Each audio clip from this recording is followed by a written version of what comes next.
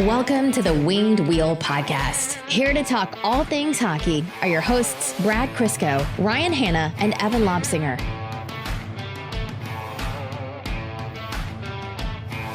Tuchayev. Tuchayev. It's not Tuchayev, it's Tuchayev or Tuchayev? What do we land on? Tuchayev. We gotta make this easier, because one day we need Evan to say it. And you know how Evan gets nervous when he has to pronounce things and names that he's not used to. The poor guy's gonna freeze up, and then that's a lot of editing for me. So we need, while you and I are here, we gotta square this away. Kirill the Thrill is what we're gonna land on. Let's just call him Chooch and be done with it. Yeah, no kidding. I think I've heard on the calls Tuchayev and Tuchayev, but Tuchayev seems to roll better, so that's what we're going to roll with. According to one of the many Russian YouTube videos I watched right before we started recording. None of which related to hockey, mind you. No, yeah. Tuchayev seemed to be the most commonly used, and they probably know that better than we do. So I'm going with Tuchayev until someone tells me otherwise. And even if someone corrects me, I can't be bothered to correct it at this point. There's going to be a contingent, and I've seen it already a little bit, of Minnesota Wild fans who are going to be annoyed at the Red Wings fans in jest calling Tuchayev Kirill the Thrill. And you know what? I would understand it if they didn't spend so many cringe years trying to co-opt the Hockey Town name before they finally gave up and made it the state of hockey or whatever they call it. And like, look, Minnesota's awesome for hockey. Some of the best high school hockey in America. They really do like their hockey. Their team living in NHL purgatory for a long time, notwithstanding. But all those years they tried to steal Hockey Town as a label. And it's like, you are an expansion team that came like 80 years, 75 years after the Red Wings. You can't do that. Our Kirill signed, theirs isn't, we win. By God, he's right. And they don't technically have a Kirill right now. I don't quite know what the rule of transitive properties is, but if our Kirill is signed at the end of the offseason and theirs isn't, our Kirill just absorbs the talent of the other Kirill to make one mega Kirill to Thrill. Maybe it's a slow process that might explain the rookie tournament. Yeah, it's just like slowly seeping away into the Detroit Kirill. Anyhow, just you and I again, Brad. The first words you said to me today were, I hate you so much, so I'm glad Evan's no longer here as that buffer. Welcome to the Winged Wheel Podcast. You can't argue me on that one. You know I was right and justified. Yeah. But you did take 2 hours to respond to a text today, and so my 30... You text me in the middle of my game, and then an hour later text me again wondering why I wasn't answering when you could have hopped on YouTube and physically saw what I was up to. Why, to see you ring one off the post? Listen, man, it's been a rough day, okay? Welcome to the Winged Wheel Podcast. If you're wondering if the offseason's over, certainly it's not, as you've noticed by now. I'm Ryan Hanna. Yeah, our offseason might not be over, but mine is, and very sore. I'm Brad Crisco. Evan is away today. He is lobbying the president or prime minister of some medium-sized government to do something for his, I don't know. Who knows? It's been a while since we've had a bit like that for Evan. He's trying to get his hot tub pad sponsored. Yeah, no shit. Subsidized, I guess would be the word here. Well, legal terms. On today's Winged Wheel Podcast, we actually do have some notable takeaways from the NHL Prospect Tournament. We also have the last of the Red Wings RFAs to be signed. Well, that has been announced. It came out shortly after last episode, as is tradition. And we're going to talk about what the roster is going to look like out of camp. Specifically, can Lucas Raymond do what we think is going to be really hard to do for a Red Wings rookie this year? And then we'll get into overtime. I'm sure Brad's going to yell at me quite a bit more today. But before all that, let's talk about the Jamie Daniels Foundation, which is an organization we are very, very proud to partner with. The more we talk about substance use disorder, the faster we can end the stigma and get support to those in need. The Jamie Daniels Foundation is a children's foundation initiative, and it was established in memory of Jamie Daniels and founded by Jamie's father and Red Wings lead announcer Ken Daniels and Jamie's mother, Lisa Daniels Goldman. The foundation strives to end the stigma of substance use disorder and provide support to those struggling with the disease or who are in recovery. To learn more and offer your support, visit jamiedanielsfoundation.org. So before we jump into the news today, I have to say, I don't know what happened with the setup of this room with Evan gone. We just shift the chairs a little bit. And I was editing the video after the last episode, and I was like, I can see a lot of our knees. It's making me uncomfortable. I don't know why. It's just, I don't like seeing your knees. And someone commented, they're like, hey, the camera angle's fine, but what on God's green earth is wrong with Brad's left knee? And I was like, okay, there's too much leg and knee action going on here. Someone picked that up on the video. Like, okay, there's a lot very wrong with it, but the fact that I picked it up on video makes me think it's a lot worse than it actually is. Anyways, so for the first time since we got this table from RD Woodworking, rdwoodworking.ca, go check it out.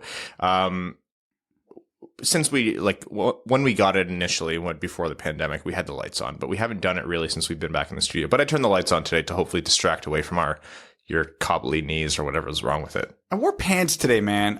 To be fair, I wore black pants with your meathead dog. Bad idea. That's a rookie mistake. And I had dogs for like 15 years, so I knew better. But at least, dog hair versus my wonky knee, it's probably a better we have alternative. Pun intended. We have doggy bags that we give away to anyone who visits our house, and it's lint rollers because of Abby.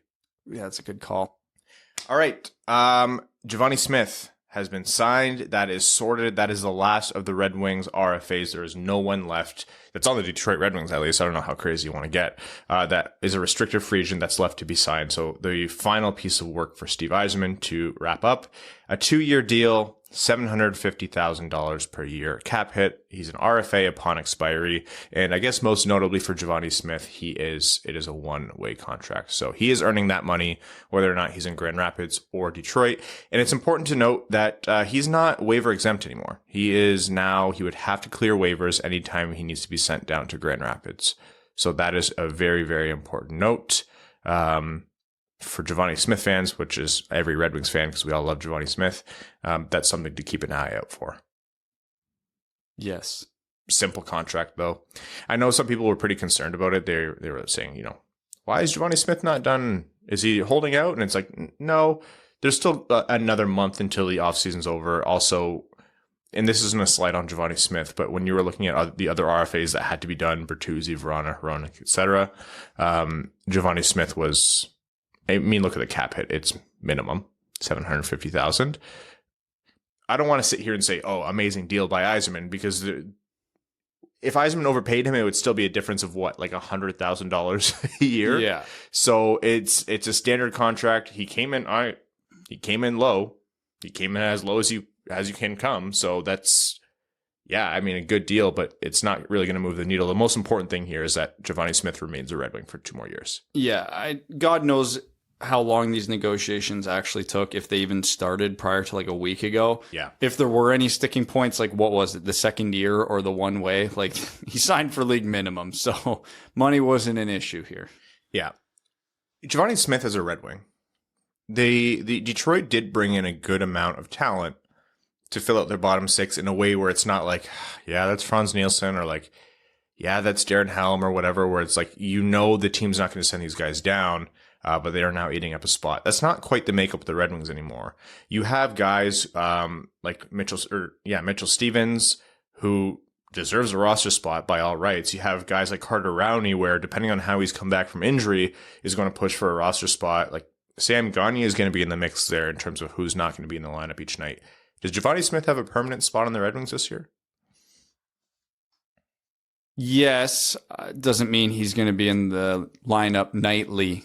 Though, because his play will dictate that, right? Yeah. He's a fine fourth liner. I like him as a fourth liner because he breaks the mold of what the Red Wings traditional fourth liner is, in the sense that, he brings all the grit and sandpaper that Blashill covets, but he also has skill. He can put the puck in the net. He was a prolific scorer in junior, so this isn't something he's incapable of. It's not going to be his strength at the NHL level. If he gets 10 goals a year, I think that's phenomenal for him, but it's there when the opportunity presents itself. I mean, he's a replaceable player, but he's younger, so he can come up in the system. And You never know. It's the old saying, I can't wait for the day the teams start playing young players who might be bad instead of old players who are bad. And Giovanni Smith is still in the might be bad category, which is great because there's also might be bad also means, hey, he might be good. Yeah. I'm pretty certain I know what he is at this juncture in his career, which is, an average fourth liner, which is fine. Average fourth liners are cheap and you still need to put someone on the fourth line. Perfect. Smith can fill that role. He can beat the wheels off a guy when needed. He can put the puck in the net when he gets it in the home plate area in the offensive zone. He's not going to be the guy to get the puck to that area a lot. That's not his strength. But when it's there, hey, he's not going to Darren Helmet up. And not anything to get super rattled or super excited about, but good. Rational take. I'll do the emotional one. I'm thrilled because I want to see Giovanni Smith in when they play Jamie Benn next. Oh, yeah. I want Witkowski in that game. I don't care that he wasn't there last year. I want Witkowski in. I want them to, borrow Tom Wilson for a night. I want them to pay Jordy Ben a ton of money to beat up his whatever it is. And the Red Wings know this. We were talking to Ken. I don't know if this was on the episode or after, but the whole Jamie Benn thing just doesn't sit right with anyone who's seen it. And, seeing Larkin's long road to recovery, we don't know if he'll be ready to start the season. He's still taking it easy. There might be a bell to be answered here. That's not Yzerman's Red Wings. That's not Blashill's Red Wings, of course. The Red Wings are far removed, a decade plus removed from a team that fights a lot. But that one pissed a lot of people off for good reason. I want to see the scene from Goon. It might have to be the bench, not the penalty box. Instead of Doug Ladd as Giovanni Smith, where the play is going on behind him and he just stands in front of Jamie Benn on the bench and just waits for him. Yeah, honestly. At this point, yeah. But no, back to Giovanni Smith. A few years ago, I had said, people were watching Giovanni Smith pretty intently. And, no one's expectations were ever out of line. I don't think people were ever at the point where they're first, second line Giovanni Smith, or good third liner. People were realistic about what Giovanni Smith's NHL caliber would be if he made it. But there came a point where I was he can't keep up with the play, speed wise. And then it was literally over one offseason and then 1 year in Grand Rapids, how much he improved his skating. And we saw it last season. It's he can keep up at the NHL level. Is he the fastest guy in the world? No, but he has improved his positioning and his skating to the point where he is no longer a liability really in that facet of his game. Yeah, his skating went from absolutely unacceptable in the NHL to just below average at the NHL pace, which, hey, below average in the NHL describes, half the NHL. Yeah. Because that's how averages work. And another thing to note while we're talking about fourth liners, it's been so long since the Red Wings have had 4 good lines, and they don't have 4 good lines now, so I don't want to get too far ahead of myself. We're getting there, though. But what Brad was saying earlier can come off as overtly negative, and I'm not just covering for Brad's ass here. Anyone who knows me knows I don't do that. I actually actively throw him under the bus. It's a hobby of mine. But in all seriousness, what Brad was saying isn't a negative thing. A fourth liner, a good fourth liner, or a competent fourth liner is not what the Red Wings have had. Alluding back to what I said at the start of the episode, they've had a lot of guys who are below replacement level, which means you grab any slappy from the AHL to borrow a term from Brad here, and they'd probably do better. Giovanni Smith on the fourth line means your fourth line is competent. And Giovanni Smith playing with Sam Gagner, a Michael Rasmussen, a Mitchell Stevens, a Carter Rowney, does that, spark joy? No, not necessarily. But does that make you groan every time they step on the ice? No. It's that's what a fourth line realistically should be, unless you're the Tampa Bay Lightning. Honestly, that's my biggest excitement. The thing I'm most excited for this season is I'm not going to have that eye roll every time the Glendening and Helm jump over the boards. Because I don't care about their development. B, I know bad things are about to happen unless Adam Ernie pulls one out of his ass for them. And because now that fourth line is going to primarily be Mitchell Stevens, Giovanni Smith, and anybody. And it's fine. I am very curious to watch Giovanni Smith and Mitchell Stevens this year. So I'm going to be excited when they jump over the boards. Oh, what have we here? Who knows? Maybe halfway through the season, we're sitting here going, these guys suck. Let's try something else. But until we get to that point, it sparks joy. You know what? For me, last season, it wasn't Glendening or Helm. I never really got to that point. There was I think the only times I groaned with Helm was when he went on a breakaway. I was like, we know how this ends. And it wasn't Glendening. I always appreciated both those guys. For me, it was the Franz Nielsen, and his drop off was precipitous. Like it came hard and fast. He had about a year and a half, I think maybe 2 seasons, if I remember correctly, of decent with the Red Wings, and then after that, might not even have been that much. But yeah, I know what you mean. It's the groan of. Here comes the below replacement level 30-something-year-old player. You could say that about Filppula, Nielsen, Helm, Glendening last year. They're all gone. Yep. Every one of them. And like I said, I don't care who replaces them, because by and large, outside of Rowney, everybody who's replacing them is under the age of 27? Something like that. So great. Yeah, this actually, if you're talking about just those guys who are going to fill the spots, probably all under 25 at this point, truthfully. Between Smith, Stevens, Rasmussen, maybe Veleno gets a look with injuries, Suter, et cetera, et cetera. So, this is, I understand the cap restraints the Wings were under, and I understand why the Wings rebuild has been longer than a traditional rebuild because of those cap restraints. But this is the lineup you want to see in a rebuild. Yeah. It's, for the most part, young. It's not expensive. You have a handful of players you go, these guys could be something special, like, your Vrana, Larkin levels, Raymond, so on and so forth, Zadina.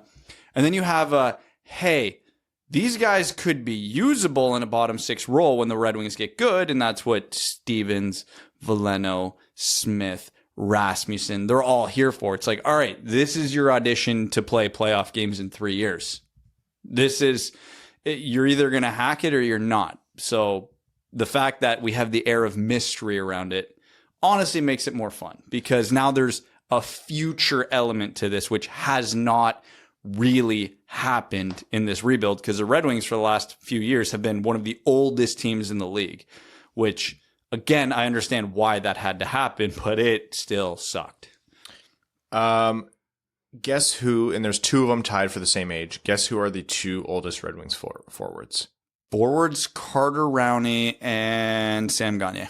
Yeah, nice. Yeah, Carter Rowney and Sam Gagner, 32 years old each as of right now. I would be the oldest Red Wings forward, and I don't know how to feel about that. Oh, man. Yeah, I wouldn't be. Oh, geez. You're on the upper half. Yeah, let's not do that. Let's not play this game anymore. This isn't fun for me anymore. This was fun for the first 6 years of the podcast for me, and now no longer. Okay, speaking of guys making the team, let's jump over to the prospect tournament, and we'll cover a lot of players here and a few things that have happened. But I think the name that's going to be spoken the most by everyone, the last game is happening literally as we speak. They're losing to Columbus at this moment. Lucas Raymond, first game, goal off a 2-on-1 break where Berggren fed it to Raymond with a nice pass across, and Raymond with a clinical finish. And the first thing everyone said was, oh, this is what we should get used to this. Like that, this is the connection we're going to see for some time.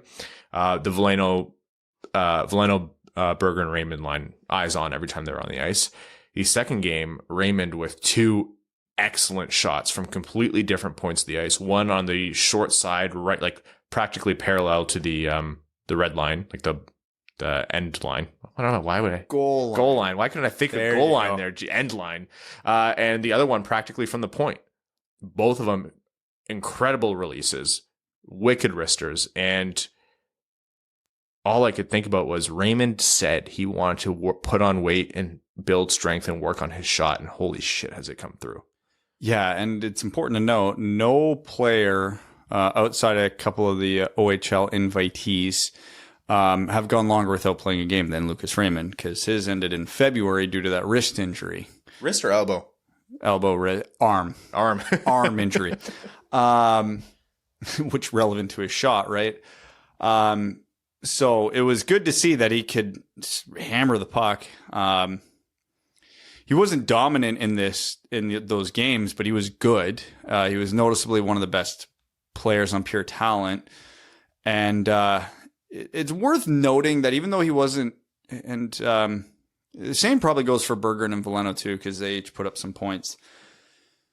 The great players can be invisible for 55 minutes a game and still end up pretty heavily on the score sheet, because when you have that special talent to do special things. You only need a moment to impact a game. Yeah, I would like Raymond to be a little more dominant than he was in those 2 games, but also 7 months coming off an injury. Understandable. First time really playing on North American ice. Understandable. Stepping up in competition level from like, the U18s, which would have been the last time he was on North American ice, or World Juniors, whatever it might be. Understandable. And he walked away 3 goals in 2 games. And there was a couple other near misses that he had on passes and shots. So that's what we needed to see from him, and it was there. You give him the opportunity, and he can do something with it. It's just like Berggren. You give him that window, that passing lane, even if it's for only a split second, 5 times a game, he's going to find him, and it's going to end poorly for the other team. The point you made at the start, which was this is his first meaningful hockey in a long time, it's really, really important to extrapolate from that and apply this to all the players. Like, some of these players, Sebastian Cossa, this is the first time they've played against this level of competition. Some of these players, Jonatan Berggren, this is the first time they've played meaningful hockey on this size ice. Some of these players, Lucas Raymond, this is the first time they've played meaningful hockey in closer to a year than not. Like, there's so many different aspects to this. And there are a lot of really good, talented players. It's not just all scrubs on the other teams. Lucas Raymond and Jonatan Berggren both didn't play tonight. Raymond got fallen is quote unquote, last game against St. Louis. So they kept him out as a precaution, which makes sense because he now has to go to camp and challenge for a spot. And I didn't really hear a lot about Berggren, but I wouldn't be surprised if it was the same thing. Maybe something minor, maybe just a precaution, or maybe they wanted to give more time to other guys. But yeah, if I had to see something, like one thing from Raymond, if it wasn't going to be complete domination, it was the improvement of some facet of his game, which we want to see improved. We know the kind of playmaker he is, and we know what he can do up and down the ice. You add a finishing touch to that, and you're talking about a guy who is one of the most excited prominent rookies in the NHL if and when he makes it. So yeah, very happy seeing, even if it's just a few clips.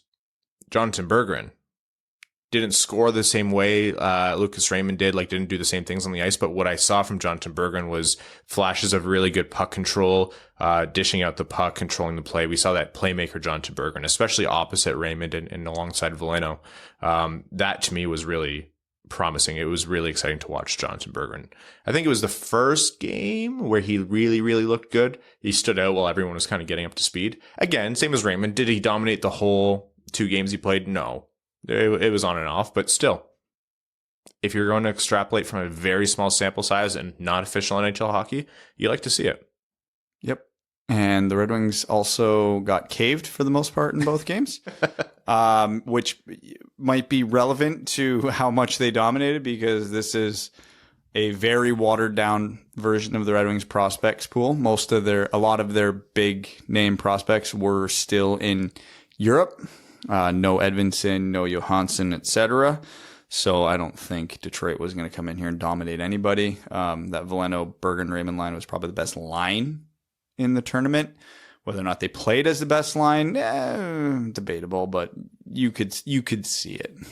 And just as we were speaking here, the last game of the tournament for the Red Wings against Columbus, they dropped 7-3 in a loss to Columbus. Who had the third goal? I know Pasquale Zito had the second. I'm not entirely sure yet, because most of the focus is very fairly on Jared McIsaac, who got hit pretty awkwardly into the boards. It looked like his head hit in just the worst way. He was actually completely unconscious, and it was a really, really scary sight watching that.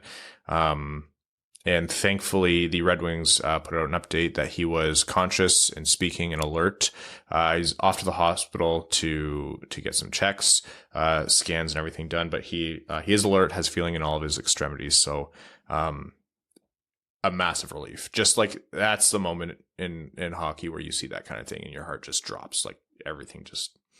So happy to know that Jared's awake and alert, and hopefully those scans come back with really good news for him, and recovery goes well and smoothly.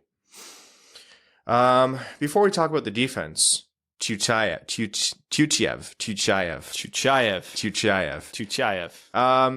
especially early on. Man, Sean Horkoff said to watch this kid. He had a point. He looked good. He's talented, he's skilled, and he showed it off. Like, he's small. And not a great skater, but unbelievable hockey sense, great passing ability, and a great shot. If he can get a little quicker and a touch stronger, like, he's very Taro Hirose-esque with a little more compete in his game. From Yekaterinburg, Russia, and Datsuk fans will be familiar with that place. He was drafted 7th overall in 2019, 190th. 7th round. Yes, 7th overall, 7th round in 2019. So that is the Håkan Andersson pick. So that's the project pick that he gets most years. Hey, is he likely to make it? No. But is he 5'9" and 145 still? I imagine he's put on some more weight, but it's not a physical advantage, right? But look, he looked good there. I have no problem with Red Wings fans watching this kid as like a project pick. Like, that is a true project pick. Oh, yeah. Hey, hockey sense, you can always build out from there. You can teach a guy to skate faster. You can teach a guy to shoot harder. But you can't teach a guy to read the play. And that is Tuchayev's biggest strength, is finding those seams, finding the time, finding the window. So, hey, anytime 2 years out, you can still be saying with the 7th round pick, hey, there's a chance you've already nailed that pick. So here we go. Let's hope he has a big year in Grand Rapids.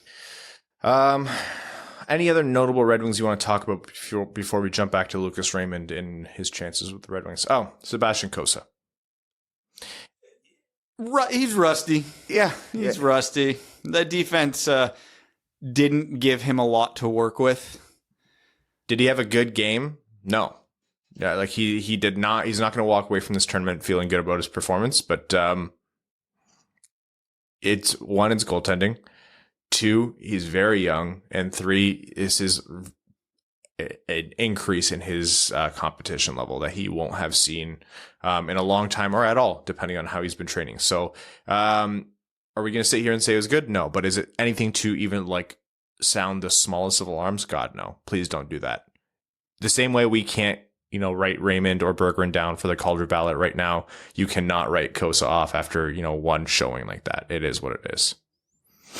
Fun takeaway, actually. Everyone was talking about Cossa. I can't remember the Twitter user. Let me find out the name. Apparently, they were talking to Kossa's dad. It was from Trevor M on Twitter. They were talking to Kossa's dad at the prospect tournament, and this corroborates some other things that we were hearing around the draft. And, people could have taken this information away on their own, gleaned from how Ken Holland behaved. But Ken Holland wanted Sebastian Cossa. And he was his pick, and it's not really a surprise. He plays in Edmonton. He's right there near the Oilers. And apparently, Ken Holland had no interest in Jesper Wallstedt if Cossa was gone. And that, to me, is the interesting part. Is like, okay, you wanted Cossa that badly. He was going to be the answer to your goaltending issues. Why was Wallstedt not viable enough to take him there? I don't understand it at all. I don't. And this is coming from the GM who took Tom McCollum in the first round. So now I am concerned. I get it. The familiarity and the seeing him up close. Yeah, they liked Cossa more, probably for the same reason that the Red Wings, Draper and Yzerman liked Cossa more than Wallstedt. But just seeing the confirmation that they were planning on taking him, and then knowing that they didn't pivot to Wallstedt is really funny. I mean, funny is how you could describe a lot of things that Ken Holland does right now. But right now, for the last 5 years, still, the defense and / the rest of the team, Veleno, any big takeaways for you? I mean, him and Sabrango looked as advertised, which was good because they're both probably playing significant minutes in Grand Rapids this year. Not anything dynamic from either of them, but, made the right passes, controlled the D zone while the rest of them let it go to hell. So, yeah. That'll be important to watch how those prospects move up, especially this year in Grand Rapids. The Red Wings season this year is extremely important. This season in Grand Rapids is almost equally as important based on who's going to be there. Berggren, Veleno. Based on who's going to be there, it's more important. Yeah, Berggren, Veleno, Raymond are likely, in all likelihood, going to be there most of the time, depending on how the year shakes out. let's talk about Lucas Raymond. So he showed some really hot flashes. He looked really good in the games he played. If he comes into camp and, in the entire preseason just lights it up, just performs phenomenally, what happens here for the Red Wings? Is there a world where you see Lucas Raymond forcing their hand? No. Not at all. Like I do, but low percentages. I know how this organization and this coach have operated for the last however many years. I don't remember the last time a prospect of significance, I'm not talking about like fourth liners, made the team when they weren't expected to make the team. The only truly like young forward to make this team in a prominent role was Larkin, and we seen it coming a mile away because he was coming off a dominant season in the NCAA. So do I think there's a reality where Lucas Raymond plays at the caliber where he forces his way into this team? Yeah, but I still don't think makes it all that likely that he makes the team. We talked about with the Carter Rowney signing, the Red Wings basically have their 14 forwards now. Yeah, Witkowski and Rowney should be expendable. Traditionally, we've seen that not be the case with this coach. And again, it sounds like I'm just harping on Blashill, but past actions predict future events. So I'm basing it on that. I think it's going to come down to injuries. If a couple guys go down in camp and Raymond's really in one, I could see it happening. I'd still say Veleno's more likely. Yeah. So I'm not going to say it's impossible, and I do think Raymond is very capable of it. I think it's a real long shot. Like I give it like sub 25%. Yeah, I think that's fair. And it's the boring answer, but in all honesty, I think that last point really hit it. Like, of course, the easy observation here is there are a lot of guys who are ready to play NHL hockey where for a year where Detroit doesn't necessarily need to be the best team, Shane Wright draft lottery, you can slot those guys in and get really good and meaningful development in Grand Rapids, and your organization's all the better for it with Raymond. But really what in my mind pushes Raymond out is I think Veleno is just, like you said, that 1 year, 2 years, however much more ready. And so if you're going to get someone, unless Veleno shits the bed in camp and Raymond just completely lights it up,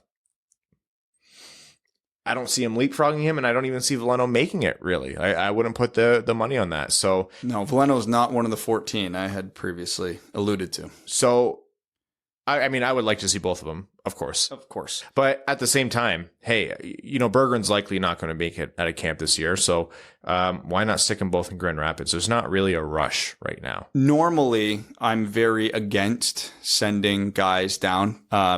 I feel like even though he was close to being ready, it hurt Zadina. Because Zadina is the type of player who plays better with good players. Mm-hmm.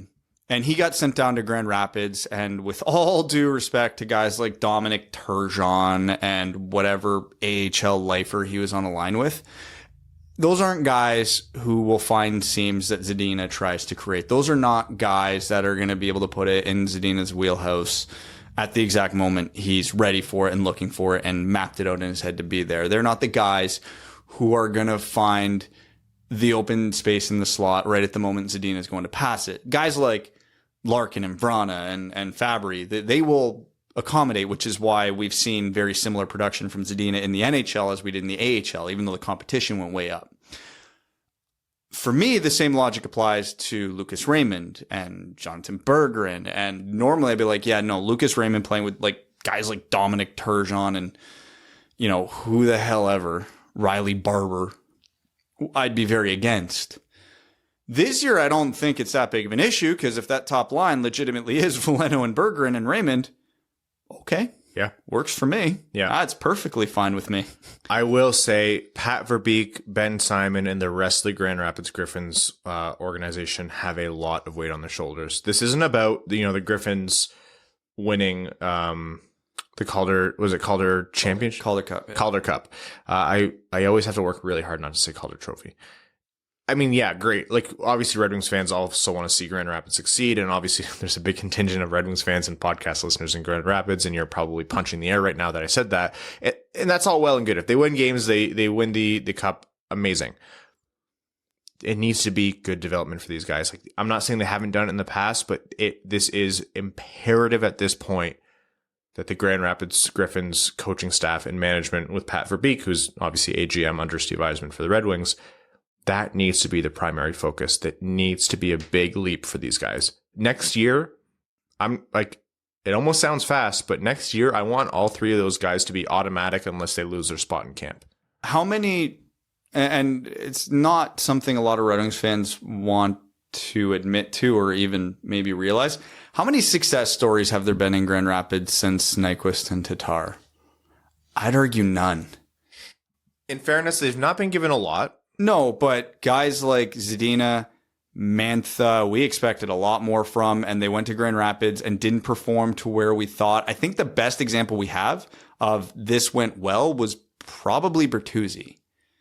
But Bertuzzi's so skilled, I almost feel like he was going to make it anyway. But hey, they developed him well, so credit where credit's due. I don't think Mantha or Zadina were bad, and like their career. No, but those are guys that I expected for the talent level they had and where they were drafted. They should have went to the AHL and dominated. They should not have been half a point per game guys at any point in the AHL. And now, and to further to my point, they both came up to the NHL and looked better in the NHL. Yeah.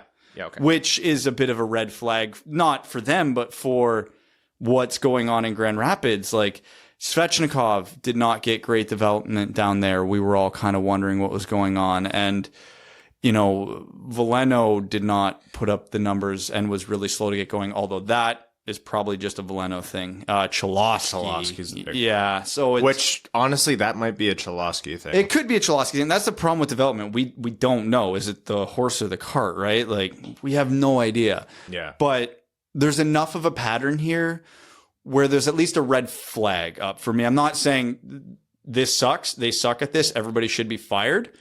I don't know. But we haven't had that, oh yeah, this guy went there, dominated, came up, and looked unstoppable. We have not had that in Grand Rapids in a really long time, even though there were several very good candidates for it. Well, there's going to be a lot of certainties pulled away now because, you know, with Zadina or with, I mean, let's look at the more extreme cases. With Cholowski, we just don't know. Is that the player or is that the organization's development?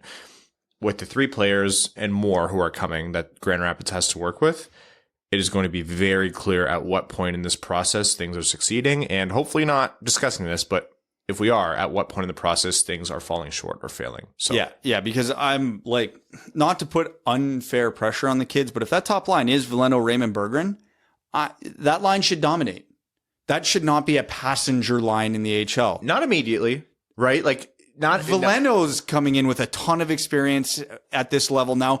Berggren just dominated a league that's arguably as good as the AHL, and Lucas Raymond's the most talented of the three. So smaller ice sheet, tougher competition. These are grown-ass men. Yeah. NHL, almost a lot of them NHL caliber players, right? No, I agree. There's going to be a learning curve. But again, Veleno's been there, done that.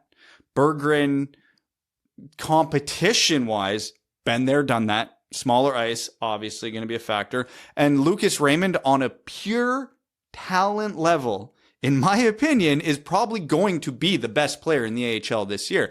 Now, obviously, there's going to be those like late 20s guys who've played in the AHL forever that always put up like 1.5 points per game. Like, I'm not saying Raymond should walk in and lead the AHL in scoring, but on a pure talent level, he's probably the best player in that league. So again, yeah, if the first like few weeks don't go swimmingly, fine, everybody's adapting. But if we're still sitting here in December, January going, yeah, they're all right, that's concerning. Because by that point, they should be kicking the shit out of some teams. Well, let's not get too doom and gloom, because I think what we've seen so far... My expectation is for them to dominate. Yeah. So my hopes are very high. What we've seen so far is positive. Like, it's going to be fun. Again, what we said about Raymond, probably the odds are stacked against him in a way where it's not going to be reflective of his performance really to make the team. And that's okay. Because I think there's still a chance where we see, like you might have mentioned before, Brad, about Veleno coming in and having a great camp in previous preseason, but obviously didn't make the team right out of camp. We could still see Lucas Raymond do the same thing. And if we do that, if we see that and he does it and he goes down to Grand Rapids, that's okay. Because then that gives you a good foundation of hype and excitement. If the rebuild is a big, like a long lead into a hairpin turn, the Formula One is leaking out here. The past 5 years have just been the first straight, like the first like shittiest part. And just now, I think we're getting into the round part of it. We are legitimately turning the corner in this rebuild to the point where, like we were talking about, the rot is gone. The below replacement level players are for the most part gone, especially on offense. The young kids are starting to stream in. We're starting to see output. We're starting to see performances. They've made it to North America, at least the first batch of them. Philip Zadina is in the lineup now. This is a really promising time to be a Red Wings fan. And on that note, jumping out to Sweden, when Edvinsson was drafted, what is the one thing we said, this is really the aspect of his game we have to focus on because it will make or break whether or not he's a fantastic defenseman for the Red Wings or very underwhelming? Hockey IQ. Hockey IQ, decision making. How he translates his raw talent, which he has in spades, onto the ice.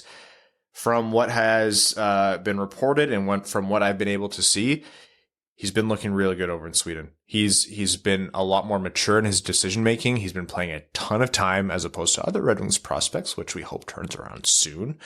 Please give him more ice time. Thank you very much. Soderblom, Niederbach, etc. But Edvinsson is looking good. And with Edvinsson, the highlights you're usually going to see are, he's very dynamic offensively, and we have seen that. But the highlight that stood out the most to me was the massive hip check he laid on someone at the blue line. And the thought floating through my head was, holy shit, people are going to hate playing the Red Wings. That is just going to be a miserable blue line to stack up against. I found it. I forgot to tweet it after one of Edvinson's highlights, but I meant to post it because it's funny, because it was kind of like same thing happened with Seider. We're like, okay, well, we're not like, it's not the guy we would have picked at that spot, but we're intrigued now and we'll see what we get. And then after watching Seider's first few games in Grand Rapids, heads were raised. But that meme of where a guy's just sitting in the chair and then you watch a couple games and then he's leaning forward. Oh, the Vince McMahon meme? Yeah. No. But either way, it's like, okay, I'm into it now. I'll show you the one I'm talking about just because you can at least see it then. Yeah. But that's where I'm at with Edvinsson. It's interest is peaked. Yeah. The game, like when you're leaning, it's the meme when you're leaning forward. We're on a podcast describing memes. I hate ourselves. Yeah. But when you lean forward when you're gaming, that means you're serious. Yeah, exactly. So I was leaning back for Edvinsson's first game. Now coming into the games, we're leaned. Yeah, we're there. We're there. We're focused. The big takeaway: be excited, Red Wings fans, and it's okay to be. For the first time, you're not crazy to be excited. Yeah, between Edvinsson, Seider, Berggren, Raymond, Veleno, things are happening. The team's not old. The prospects are good. Like, we're not screwed if we don't get Shane Wright this year. We still probably need Shane Wright this year, but there's like a path out of this without a Shane Wright. So. Yeah. We just talked about, Lucas Raymond having a phenomenal camp and forcing his way onto the team, if that could happen. We didn't even talk about Joe Veleno, who's ostensibly more likely to do so, or even Jonatan Berggren, who is more of a dark horse, even more so than Raymond, but still could come out and have an incredible performance. And we're not even alluding to the fact, like we mentioned on the last episode, Moritz Seider didn't play in the prospect tournament because he's altogether a lock to make this team. You can write him into the opening night lineup in pen at this point. He is on people's outside shot, but don't look away from this player Calder trophy lists. Yeah. And they are not wrong for doing so. It's hard for defensemen to win Rookie of the Year in the NHL, but still, the hottest prospect not in the NHL, oftentimes like that, you're going to be hard pressed to find a young defenseman who's more exciting than him coming to the NHL right now. There are lists out there who have ranked best players in the world not currently playing in the NHL, where Mo Seider is number 1 on that list, and I don't think I've seen a list where he's lower than like 7 or 8. So yeah. Okay. What else is there? Meyer on the helmet ads. I like it. It's very Michigan.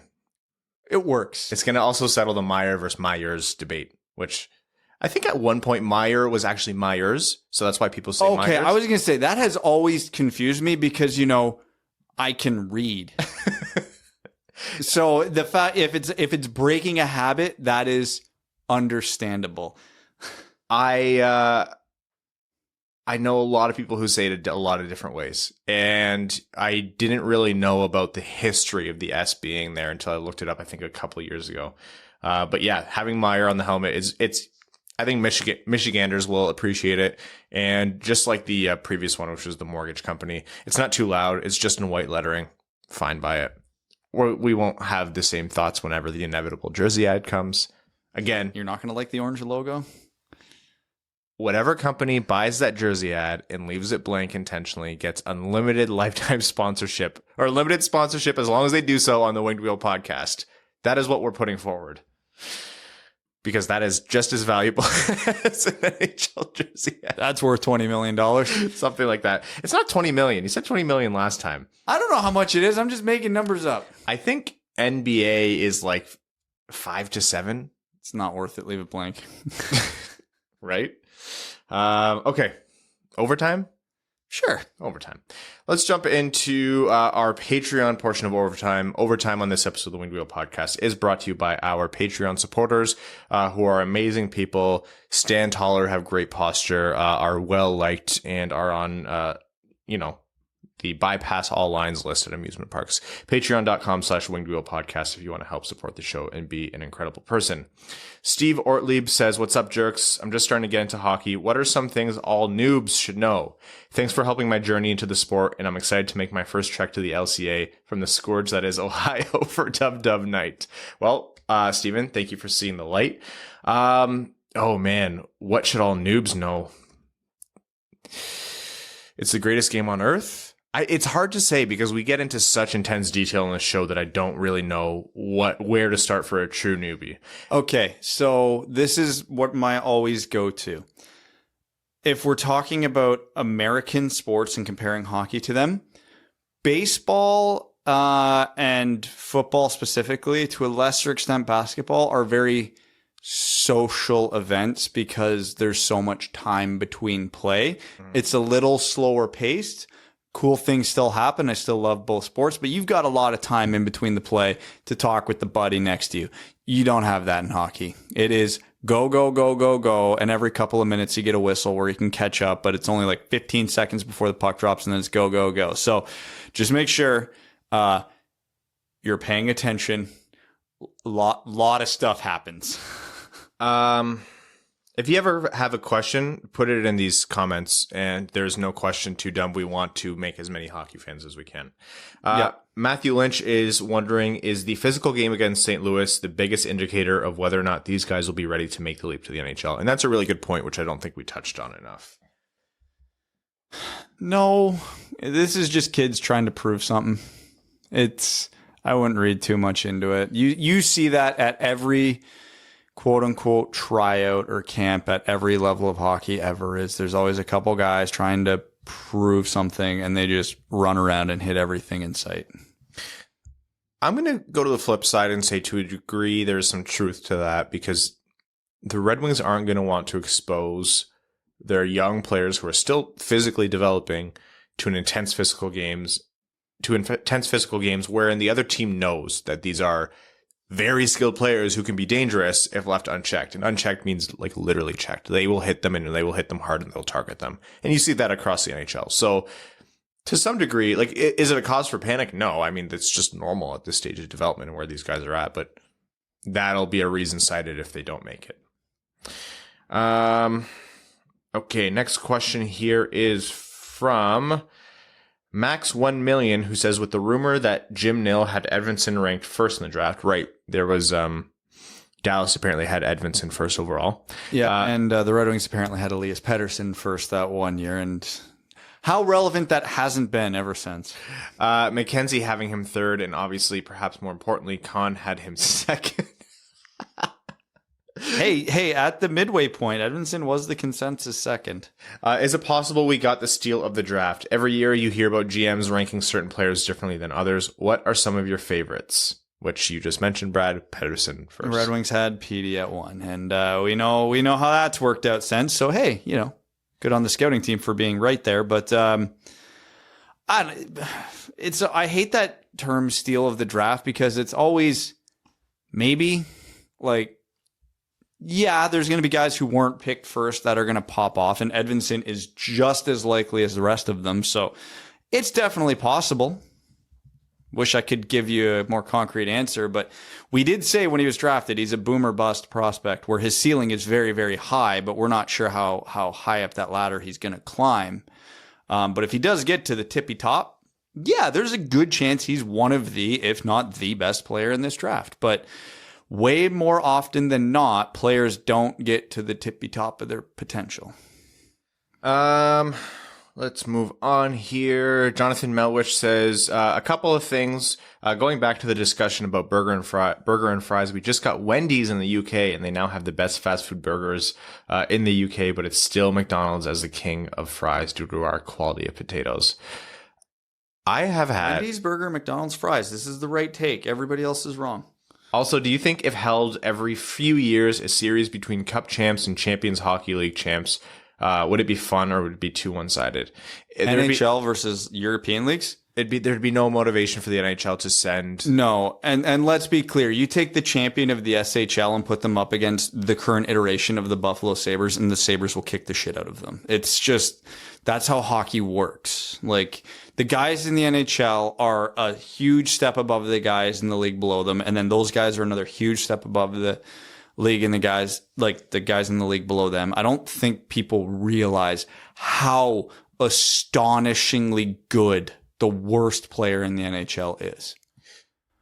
Paniotes.com says, "Good day, Dud Duds. It's I, Global Ambassador for Paniotes.com. Remind you to gear up for the season by visiting Paniotes." Look, I know that there's some prospect tournament going on, but the Elora Rocks have commenced doing the hockey. I think they should be able to beat the Scissors, but may struggle versus paper.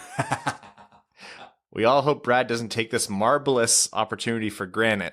He's sediment a lot to him.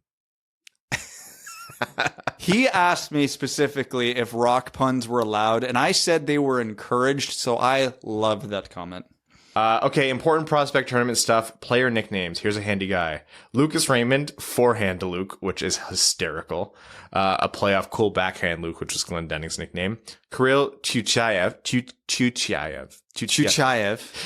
King Tut. Jonatan Berggren, Johnny Burger Run. T-Bone Cod, which we're giving him a nickname, so it's Turf and Surf. And Theodore Niederbach, Lovesick. Jersey time. How do you feel about the Wings using straight font on prospects in preseason jerseys? Do you even care? Okay. I get it. I don't like it. It just looks off to me every time I see it. And also, too, when a lot of players get rookie cards down the line, if they're like on an angle where they're kind of looking over their shoulder and you see it, it just looks wrong on the card then. It looks wrong in pictures. It looks wrong on camera. Again, I get it. It's the font they used on their helmet forever and back in the day and for a lot of official stuff. Trust me when I say I get it. I still don't like it. It looks weird. I like it because to me, it signifies, yeah, they're playing with the winged wheel, but this isn't the Red Wings, and it's important to remember that the arched lettering to me is like you've made it, like that is your badge of honor. I like the distinguished separation between the two. I almost look at it in the exact opposite way you do. For a lot of kids, they know this is as far as they're ever gonna get. Some of these free agent invites are never gonna put on an NHL jersey again. So you want it to feel as authentic as possible, right? Like this is the highlight of your career. This is your pinnacle. You got invited by the Red Wings to fill a spot while we play some games and then enjoy your career in the E or the AHL. Like make it feel real for the guys at least, even though it's not. Because like it's easy for us to say here and go, oh, nobody's going to give a shit that Lucas Raymond has funny font because he's going to play for the team for 20 years. Guy like Cooper Walker, this is as good as it's ever going to get for him, right? So, yeah. And my take is, buckle up, asshole. That's the real world. You came close, you didn't make it. Also, get Adam Lascaris back on the pod. He doesn't text me back, so I don't know. Actually, I don't know who texted each other last. If you're listening, shut up. Give Blood Fight Probert says, "Hey boys, haven't been able to see games due to traveling, but I saw some sick snipes on the Winged Wheel podcast Twitter feed. So thanks a ton for that." I'm amped about the kids in Grand Rapids this year. How did the goalies look in both games? We talked about that. Also, who stood out to you? We talked about that. Thanks again for all you do from the deep South Texas. Go Blue. Let's go Red Wings. Defend the Den. Yeah. That's the gist of it. Kirill the Thrill. Egg Roll Boy 5 says, heard Meyer is going to be our helmet sponsor for this year, and honestly could have been worse, but it got me thinking for the jersey ads. What if we all contribute and get the Red Wings Shoes Company to take up the spot in the jersey?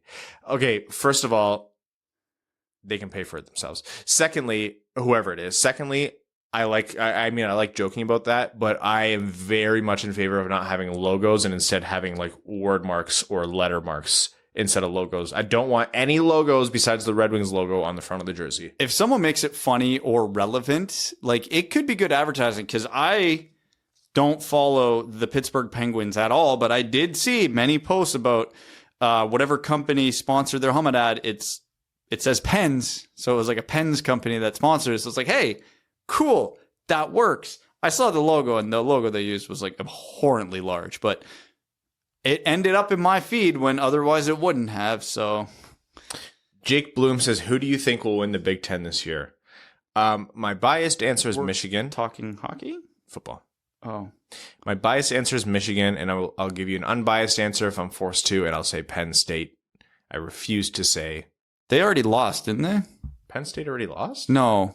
Those who we shall not speak of? Yes. Oh, yeah. They already lost. Yeah. Yeah, it made me happy. Drake Moore says, even though it's a small sample, what do you think the odds are that Raymond and Veleno make the team this year after seeing what they've done in the prospect tournament? Unless Luke Witkowski goes full Hulk on the team in practice, slim. I'll give the odds of one of them making it for opening night 1-3, and I think that might be a bit generous. Both of them making it like less than 10%. Oh, I give both like 5% short of, like, it's catastrophic run of injuries is the only way it happens. Kyle Kragetz says, I have a rant about white jerseys. If you're a team that has white as a primary color, they're acceptable, like Detroit, Toronto, Tampa, etc. If white's not a primary team color, you don't get a white jersey, like Vegas, Calgary, Chicago, New Jersey, and so on. If you're confused, you look at the home jersey. If white is just an accent color, it's not a primary color. Also, why do you need to wear white when your team colors don't clash? Detroit versus Tampa, Detroit versus Dallas. Enough with white jerseys. 99% of them are the most boring, unimaginative jerseys on the planet. I hate them all. Go Wings. I actually have a practical answer for this. So this became an issue a bunch of years ago in the NFL when the Buffalo Bills played the New York Jets in a color rush game. So the Bills were wearing their red color rush and the Jets were wearing their green color rush, head to toe, red versus green, which for 99% of the population is completely fine. We had no problems watching it. But for those who were watching the game who were colorblind, they could not tell the difference. They could not figure it out. So now there's this whole policy with professional sports, like it's got to be light versus dark, or whatever, however they worked out the color spectrum to make it make sense for those who are colorblind. So we can't see stuff like that too often because there's way more colorblind people in the world than you would think, and a lot of them were very pissed off that game. I saw a simulation of what they saw in the game, and I went, oh, that's not good. No, that was horrifying. I think there's probably players who are colorblind, so that could be a safety risk. Arjun Shankar says, yay hockey, which we second. Ghost of Podcast Pass says, what's your favorite book series? No standalone books. Boy, if those kids would read, they'd sure be mad. I am just the classic, like, I read Harry Potter and I read Lord of the Rings, and I love both those series. I'd say Game of Thrones, or the A Song of Ice and Fire, if you ever finished them. God damn it. I think the only book series I've ever read that had more than where I read more than 3 editions was when I was a kid, and it was the Goosebumps books. So I'm going with that. I don't know. Those count. Because every book I've read as an adult has been like some non-fiction, like one-off. Like I don't really read series. I don't have time to dedicate to like 6 books. I'm sorry. Also, have you seen the trailer for Amazon's Wheel of Time? No, and I know I'm going to watch it, but I've wanted to read the books before, but something about going to school, you just lose all your casual reading energy. Anyways, Colorado 14ers says, since we have to have corporate sponsorship on hockey gear, we should at least have fun with it. For example, they should have Myers on helmets as both an advertisement and a tribute to people of Detroit who have to add a possessive S to every company, whether it has one or not. Example, my mom works at Ford's. Man, I miss the blue light specials at Kmart's, etc. There has to be a coping mechanism with this corporate governance of the NHL, and if it involves a little trolling, I'm all for it. Incidentally, what did Mussolini call the merger of governance and corporate power again? I forget. Bill Nye the Thigh Guy says, greetings from the Maldives. Okay, Bill. Greetings from the Maldives, dub boys. The honeymoon is almost done here, and it's been a blast. Cool flex, but okay. I feel out of place getting my poor everywhere, and this place is up to Evan's standards. They don't even let you pour your own water. Anyways, what did you make of the F1 race last weekend? Glad to see Ricardo back on pole and Bottas driving really well. The guy who won the race who is the most liked player in the NHL, Brad? On not a good team. On not a good team? Yeah. Marc-Andre Fleury. Okay, it's different. Like, McLaren's a good team, but they're not competing for race wins. This guy's the most beloved, easily the most popular driver in F1, and he was having a shit season on a new team where he should have been doing well, and he won the race, and everyone's over the moon. Yeah. Phil Gastineau says, on the broadcast, it was mentioned that Edvinsson was Dallas's number one, kind of like how they thought Heiskanen and Makar were 1 and 2. He has been insane in the limited number of showings in Frölunda so far. How has your opinion changed on him recently? Changed? None. Lean forward. Yeah, it's lean forward. Change none. We're still observing the same thing, and the early results are pleasing. But it's important not to get too far ahead of ourselves, to not jinx it. Large the Prophet of the Towering Behemoth says, I'm sitting here nursing a cold only a real man can understand, looking at prospects for next year's draft. Besides the already much talked about prospects, I wanted to add the name Noah Ostlund to the mix. Add him to your memory banks and watch him shoot up the rankings, much like fellow Djurgården player William Eklund did. Elmer scored on a pass from Edvinsson, and it was all because of Niederbach-Reed. Have to love that. The Elmer and Theodore chemistry is real. They're fun to watch at the limited time they get. The beauty and the beast of the Red Wings East. And Lucas Raymond, he couldn't shoot, right? Have you heard of Ostlund? Nope. Who was the underrated Euro that was all over my feed this weekend that everybody I know told me to watch? I might have the first name wrong. Joachim Kemmel. That's kind of my, okay, guys are on to this guy. Pay attention. Okay. Clint Benesh, happy birthday. Sam W. says, did you get a chance to see Raymond's post-game interview after playing Dallas? His answers were thoughtful, and I just thought he seemed smart and mature.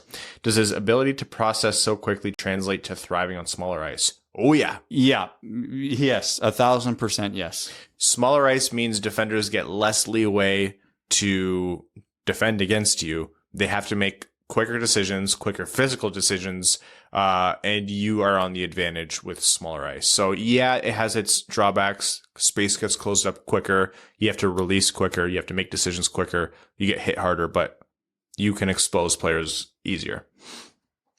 C-Nods says, we're into the prospect tournament, really enjoying seeing the surprises. Which player has drastically changed your opinion of which league they might end up in, whether that's the AHL, back to Europe, or may earn a signing after this in camp? Tuchayev? Tuchayev. He was already signed in Grand Rapids. No, so. But it made me feel better about keeping an eye on him possibly for the future. Yeah, honestly, I didn't come out of this with any grand, this guy's definitely got to jump up a league or anything like that. Snorting maple syrup off. Jeez, Brendan. Hey guys, I made another whack investment and I want your opinion. I invested into her. What is this crypto? I feel like Brad. I honestly feel like Brad more and more these days. The meme crypto coins that are just like, lewd names. Are just hysterical. Like, it's not anything I'm afraid to say, but I'm just like, it's just weird for the sake of being weird. Anyways, serious for a moment. I've been having really bad depression, and so I'm thankful for you all to make me laugh.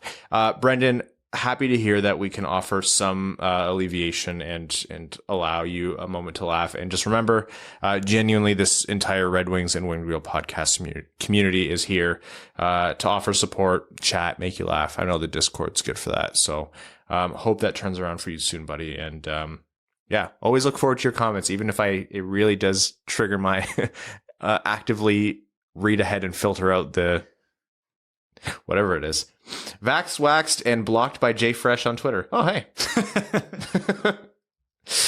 Hey, fellas, in response to the white jersey rant, yes, it drives me nuts. I'd much rather switch home and road jerseys so that home crowds see a variety of colors. Also, what the ever-loving F is up with the physicality in the prospects tourney? Blues dressed a bunch of goons last night, and now the hit on McIsaac. What the fuck? Brought to you by Stay Fresh Cheese Bags, the official cheese bags of podcast appearances for hire. I've always charged $50 to $100 per podcast appearance, as I spend at least an hour prepping, followed by 25 to 30-minute discussion. So there's a drive into deep left field by Castellanos, and that's a home run. So that'll make it a 4-0 ball game. I honestly wasn't expecting that meme. And Joseph, I need you to know how happy that made me. Liz B says, is there an age cutoff for not being able to participate in the prospect tourney? After a certain age, they can't be considered a prospect anymore, or is it based on some criteria of how many pro games they've played? I want to say it's probably lines up with Calder eligibility. That probably seems like the easiest line to follow. Alex Nedeljkovic in the prospect tourney. Yeah, I guess he could. Yeah. I guess he could. I wouldn't be surprised if they're not really too concerned with it. It's just kind of like a good faith thing. Not good faith, but like, hey, you're going to send prospects. You're going to send guys who haven't actually made your team. Don't send full-time NHLers. I bet that's it. All right. Next question here is from Stevie Langerman. Says, just finished a much needed 3-week vacation. We road tripped around the Northwest, went to Jackson Hole. So now I have proof it exists for you, Evan. Well, Evan's not here and I don't believe you. And then back home to Michigan, where I golfed 7 of 9 days, pure bliss. Question for the week. I live in Seattle and just bought my inaugural season Kraken jersey. They sell them blank, and then you can customize them to add whatever. Which player from the team should I get as my first team jersey? Thanks for all the awesome content. From Seattle. Probably one of the guys they just signed long term, so you get a little more stability out of it. A Grubauer, a Schwartz. I think Gord's got some term left. They're pretty good. Gord might be good. Gord might be your guy there. And I can see, like, Gord by no means was hidden on Tampa Bay, but I think he could possibly really pop off in Seattle. Speaking of which, you want to see my beer league jerseys this year? Yeah. Okay. That jersey. Yeah. That logo. You guys have the Pigeons jersey? Yeah, they're getting made, but yeah. Which, by the way, shout out to Jordan Palmer on Twitter for helping up design up the logo.